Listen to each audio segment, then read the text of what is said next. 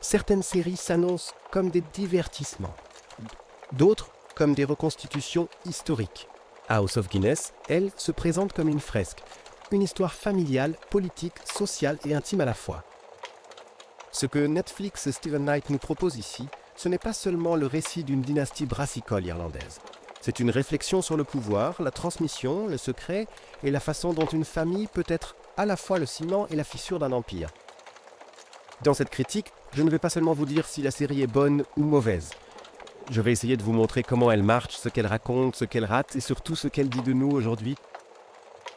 House of Guinness s'ouvre sur un événement réel, la mort de Sir Benjamin Lee Guinness en 1868. Ses 4 enfants héritent alors d'une fortune colossale, mais aussi d'un empire industriel en pleine expansion. C'est là que Steven, créateur de Peaky Blinders, intervient.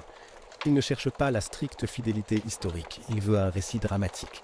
Il invente des personnages, en accentue d'autres, joue avec la réalité comme avec une patte malléable. La question est jusqu'où peut-on s'éloigner de l'histoire sans la trahir. La série, dès son premier épisode, répond clairement « Nous sommes dans la fiction », inspiré du réel, mais pas tenu par lui. La série débute avec un vide, un père disparu, une dynastie orpheline. Les enfants Guinness doivent alors trouver leur place. Qui prendra le pouvoir? Qui l'acceptera? Qui le refusera? Nous avons Arthur, l'héritier officiel, mais fragile, tourmenté, incapable d'assumer sans faille. Édouard, plus froid, pragmatique, qui comprend peut-être mieux les affaires que son frère. Anne, souvent négligée par la hiérarchie patriarcale, mais dont l'intelligence et la volonté percent. Benjamin plus effacé, mais pas inexistant. Et autour d'eux, un personnage fictif, Sean Rafferty, joué par James Norton. Rafferty, c'est l'homme de l'ombre, l'agent double, celui qui fait avancer les intrigues dans le noir. Arthur Guinness, incarné par Anthony Boyle, est le cœur fragile de la série. Son homosexualité cachée, sa difficulté à assumer son rôle, sa fragilité psychologique en font un personnage profondément humain. Là où d'autres séries feraient de lui un héros sûr de lui, Knight choisit de montrer un homme vulnérable. Édouard, lui, est l'opposé, plus froid, plus rationnel, mais pas moins tragique. Il est l'homme des compromis, mais chaque compromis l'éloigne un peu plus de son humanité.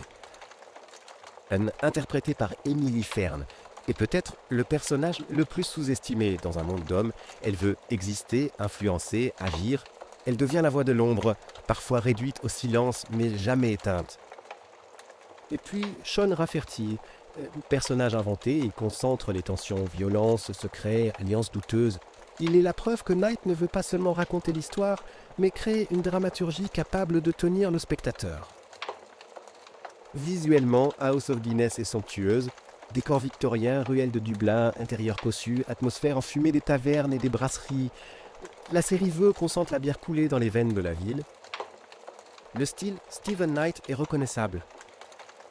Musique anachronique qui ajoute de l'énergie. Scène parfois théâtrale, presque excessive. Mélange entre réalisme cru et lyrisme visuel. C'est beau, mais parfois appuyé. Par moments, la série a peur du silence, peur de la lenteur et cherche à surligner ce que le spectateur pourrait comprendre seul.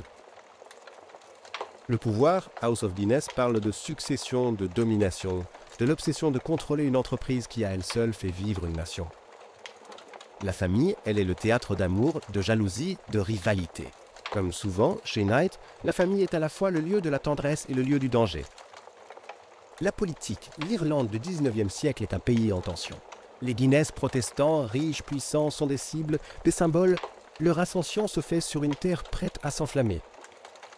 L'héritage. La série pose une question éternelle. Que fait-on de ce qu'on nous laisse? Le transforme-t-on? Le détruit-on? Le subit-on? Les réussites. Une photographie remarquable qui plonge dans l'époque. Des personnages nuancés, imparfaits, humains. Une tension politique qui enrichit le drame familial. James Norton en Rafferty, magnétique. Les faiblesses. Un rythme lent au début qui peut décourager. Des libertés historiques parfois trop visibles. Une tendance au mélodrame à l'excès. House of Guinness n'est pas seulement une histoire du 19e siècle. C'est aussi une parabole moderne. sur les familles riches et puissantes qui façonnent encore le monde, sur la manière dont le pouvoir corrompt, isole, détruit, sur la fragilité des héritages, qu'ils soient économiques ou intimes. On regarde le passé, mais on pense au présent, aux multinationales, aux familles milliardaires, aux drames privés qui deviennent des affaires publiques. House of Guinness n'est pas une série parfaite, mais c'est une série qui ose. Elle ose mélanger histoire et fiction, ose inventer, ose exagérer parfois. Ce n'est pas une œuvre à juger par sa fidélité historique, mais par son humanité. Et là-dessus, elle touche juste. Parce qu'au fond, cette série nous rappelle une vérité universelle. Les empires tombent, les héritages se disputent, mais ce qui reste toujours, ce sont les failles humaines, les amours, les secrets, les silences.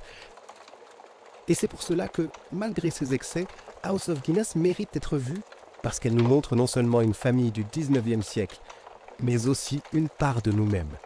Merci d'avoir regardé cette vidéo jusqu'au bout, ça me fait vraiment plaisir de partager ça avec vous.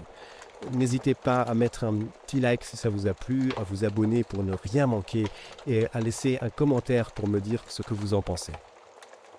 On se retrouve très vite pour la prochaine vidéo, prenez soin de vous.